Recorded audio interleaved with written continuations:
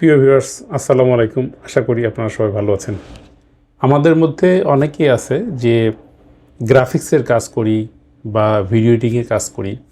তো তাদের ক্ষেত্রে একটা অসুবিধা হয় যে তাদের একটা বড় স্ক্রিন যদি হতো তাহলে খুব ভালো হতো।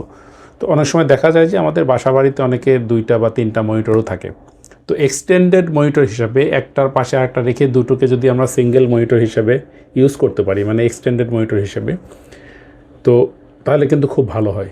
তো আমরা ম্যাক্সিমাম মানুষের মধ্যে যারা কম্পিউটার ইউজ করে তাদের একটা ধারণা রয়েছে যে এক্সটেন্ডেড মনিটর হিসেবে 2টা মনিটর ইউজ করতে হলে ডেডিকেটেড গ্রাফিক্স কার্ড লাগে। অর্থাৎ মাদারবোর্ডে আপনার একটা গ্রাফিক্স কার্ড লাগানো থাকতে হবে, আপনি একটা গ্রাফিক্স কার্ডের সাথে লাগাবেন, আর একটা আপনার ভিজিএ বা ডিসপ্লে পোর্ট থেকে লাগাবেন। আদারওয়াইজ এই ফ্যাসিলিটিসটা আমরা পাবো না, এরকমটা ম্যাক্সিমাম কম্পিউটার ইউজারকারীদের মধ্যে রয়েছে। কিন্তু বিষয়টা আসলে কিন্তু ভুল।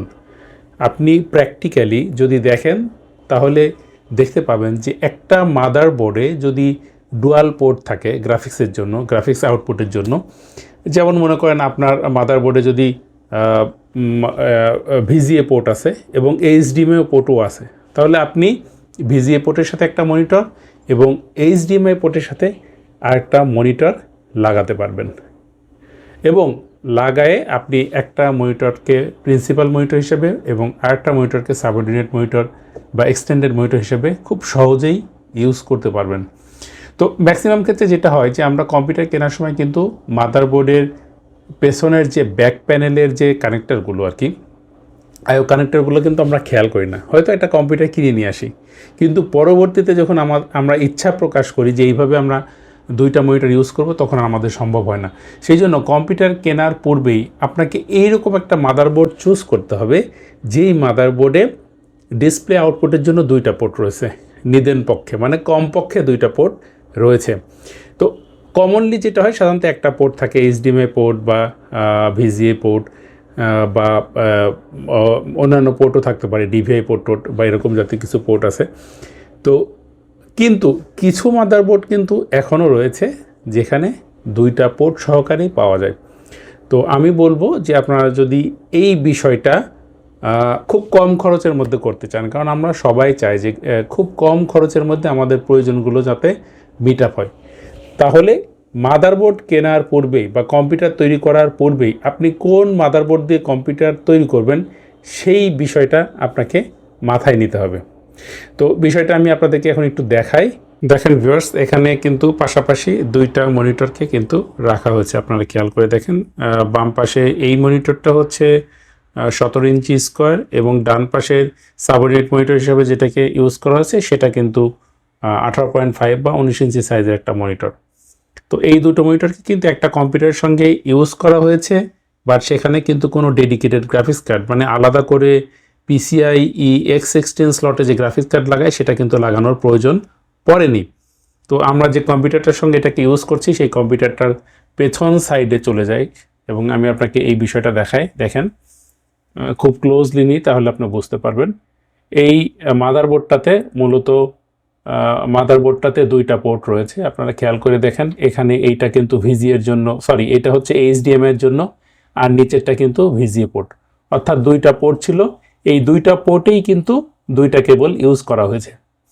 তো এই যেটা হচ্ছে এইচডিএমআই, সেটা দিয়ে আসলে আমাদের এই 17 ইঞ্চি স্কোয়ার মনিটরটাকে লাগানো হয়েছে, এবং যেটা আপনারা দেখছেন যে ভিজিএ পোর্ট লাগানো হয়েছে সেটা দিয়ে কিন্তু লাগানো হয়েছে এইটাকে, অর্থাৎ সেকেন্ড মনিটর হিসেবে আমি যেটাকে ইউজ করেছি। আপনি কিন্তু ইচ্ছা করলে যে কোনো মনিটরটাকে প্রাইমারি মনিটর এবং অন্যটাকে সেকেন্ডারি মনিটর হিসেবে ইউজ করতে পারবেন, এটাতে কোনো সমস্যা নেই।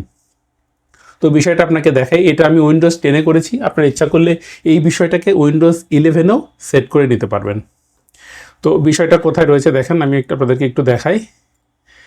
তো এখন কিন্তু আমার মাউসটা দেখেন খেয়াল করে এই মনিটরের সঙ্গে রয়েছে, কিন্তু আমি যখন মাউসটাকে সরায় নিয়ে আসতেছি তখন কিন্তু মাউসটা আমাদের এই পাশের মনিটরেও চলে আসছে এবং এই পাশেও কাজ করছে, এবং আমি ইচ্ছা করলে এই পাশেও মাউসটাকে আমি ইউজ করতে পারছি।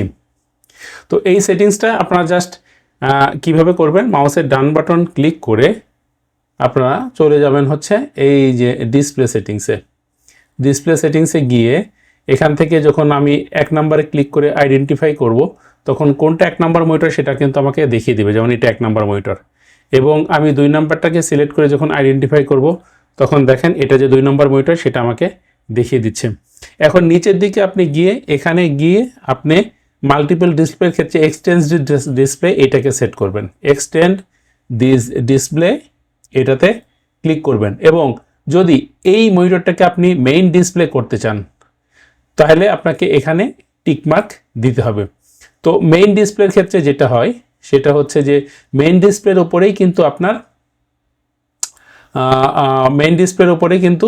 আপনার আইকনগুলো থাকবে, আর এক্সটেন্ডেড ডিসপ্লের উপরে কিন্তু আইকনগুলো থাকবে না। তাহলে এটা দেওয়ার পরে আমরা যখন ক্লোজ করে দিব,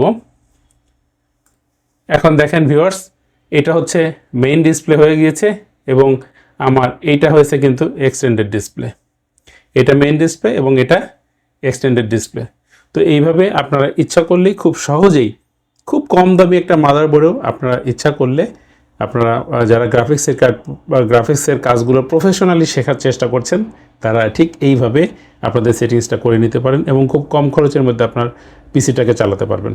তো বিস্তারিত জানার জন্য হোয়াটসঅ্যাপে নক দিন। আর এই ধরনের মাদারবোর্ড আমাদের কাছে অ্যাভেলেবেল রয়েছে এবং এই ধরনের কম্পিউটার আমরা অ্যাসেম্বল করে বিক্রি করে থাকি। আজকে এখানে শেষ করছি। আপনারা ভালো থাকবেন। খোদা হাফেজ, বাই বাই, টাটা।